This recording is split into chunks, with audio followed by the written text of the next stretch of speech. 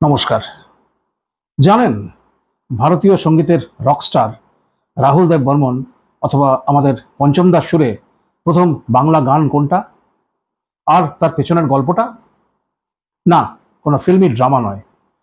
একেবারে রূপকথার মতো ইতিহাস। আগের পর্বে বলেছিলাম পুলক বন্দ্যোপাধ্যায়ের কথায় আর অখিল বন্ধু ঘোষের কণ্ঠে সেই বিখ্যাত গান ও দয়াল বিচার করো। এই গানটি কিন্তু গাওয়ার কথা ছিল স্বয়ং শচীন দেব বর্মনের, কিন্তু শচীন কর্তা গানটি রিফিউজ করেন। আর তখনই টুইস্ট, তিনি সাজেস্ট করলেন ছেলে রাহুলকে। ব্যাস, মুম্বাইয়ের মাটিতে প্রথম আলাপ হয়ে গেল গীতিকার পুলক বন্দ্যোপাধ্যায় আর তরুণ রাহুল দেব বর্মনের। শচীন কর্তা তখন এক মাস্টার স্ট্রোক খেললেন। তিনি বললেন, আমি লতাজিকে বলে দিচ্ছি, পুলকের কথায় আর রাহুলের সুরে লতাজি এবার পুজোর গান গাইবেন। আর এটাই হতে চলেছে বাংলায় R.D. বর্মনের ডেবিউ সুর। রাহুল তখন পুলকবাবুকে বললেন, আপনি কলকাতায় ফিরুন, আমি সুর নিয়ে আসছি। যেমন কথা তেমন কাজ।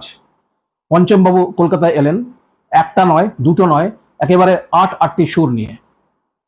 এবার কোন দুটো সিলেক্ট করা হবে? উপায় না দেখে শেষে করা হলো লটারি।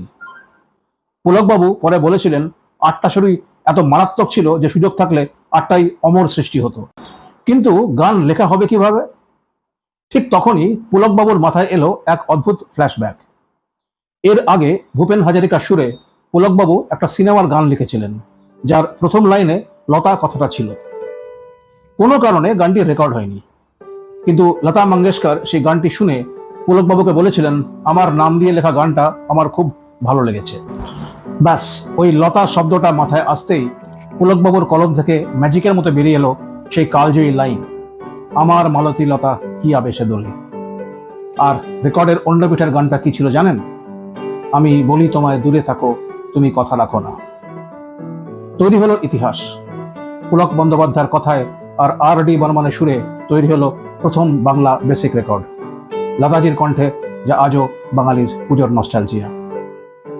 আমাদের আজকের পর্বটি আপনাদের কেমন লাগলো কমেন্টে অবশ্যই জানাবেন। আর এরকম জানা অজানা তথ্যের জন্য আমাদের চ্যানেলটিকে লাইক, সাবস্ক্রাইব আর শেয়ার করে পাশে থাকবেন। দেখা হচ্ছে পরের ভিডিওতে। নমস্কার।